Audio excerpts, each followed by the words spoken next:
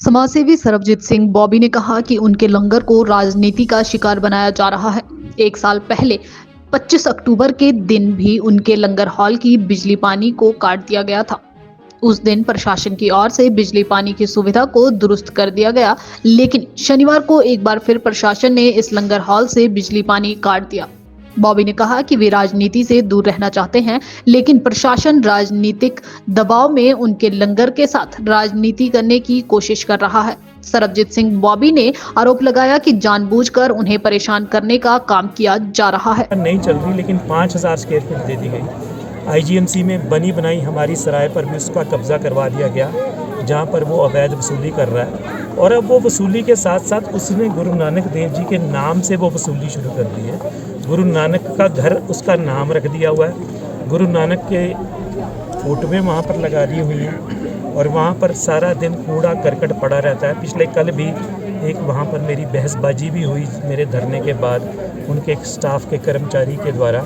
मारपीट के भी वहाँ आरोप लगा रहे हैं। वो आरोप उन्होंने ऐसे लगाए हैं कि मैंने मारपीट की, लेकिन वो कल सारा घटनाक्रम एक ही दिन में हुए कि जब मैं वापस गया तो बहुत सारा कूड़े का ढेर, पत्तलों का, झूठे पत्तलों का, वो गुरु नानक देव की फ़ोटो के नीचे पड़ा हुआ था। तो मैंने सिर्फ उसको बुलाने के लिए कि आप ये सफाई करवा दीजिए, क्योंकि हमने 4 दिन पहले अपने डस्टबिन हटा लिए थे वहाँ से, क्योंकि पहले हम भी पत्तलों में खिला रहे थे। हमारा खाना प्लेटों में लंगर हॉल के अंदर बड़े स्वच्छ तरीके से, जैसे हम पहले खिलाते थे वैसे बिठाकर, ताकि लोग सड़कों पर ना बैठें, पार्किंग में ना बैठें, अच्छे से खाएं। लेकिन गुरु नानक देव जी की फ़ोटोओं के साथ जब कल शाम को मैंने बेअदबी देखी तो मैंने उनके एम्प्लॉय को बुलाया कि आप आओ, मैंने बातचीत करनी है।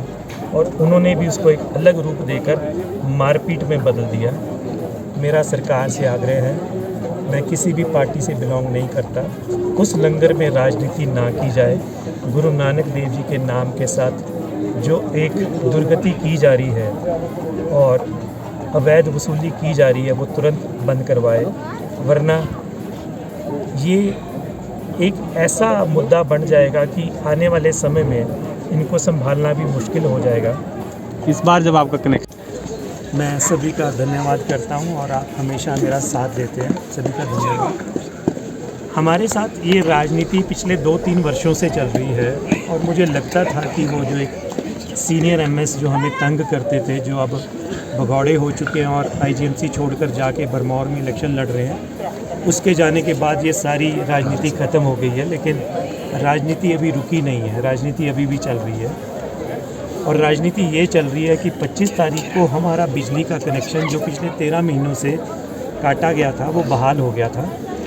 और बड़ी खुशी की बात थी कि 25 तारीख को ही हमारे लंगर के 8 साल पूरे हुए थे और वो 8 साल पूरे होने की खुशी में हमने उसको दुगनी खुशी की तरह मनाया और अपनी एक और सेवा भी उस रात को शुरू कर दी, रात को 11 बजे से 1 बजे तक का लंगर। लेकिन बड़ा दुख होता है ये बताते हुए कि ये सारे राजनीतिक घटनाक्रम के बीच पिछले कल वो 4:30 बजे दोबारा से बिजली काट दी गई और फिर अब वो लंगर अंधेरे में ही पिछले कल से चल रहा है। और जो रात्रि सेवा, मध्य रात्रि का भी लंगर हमने रात को 11 बजे से 1 बजे तक आईजीएमसी के उन विशेष लोगों के लिए, विशेष पेशेंट्स के लिए, इस करके कहूँगा कि सिंगल अटेंडेंट जो पेशेंट के साथ है और वो इमरजेंसी में है या अपने भले ही अपने वार्ड में है, जो आ नहीं सकते, अपने पेशेंट को इन हालातों में छोड़कर उनके लिए हमने फूड पैकेट शुरू किए थे रात्रि 11 बजे से 1 बजे तक। पहले दिन हमने रात को 12 से 2 किए थे, जिस दिन मैं स्वयं वहाँ पर मौजूद था, लेकिन अब वो 11 बजे से 1 बजे तक है। और इसी घटनाक्रम के बीच ये सारी राजनीति जो पिछले 2 सालों से चल रही है, हमारी एक सराय पर भी कब्जा कर लिया गया।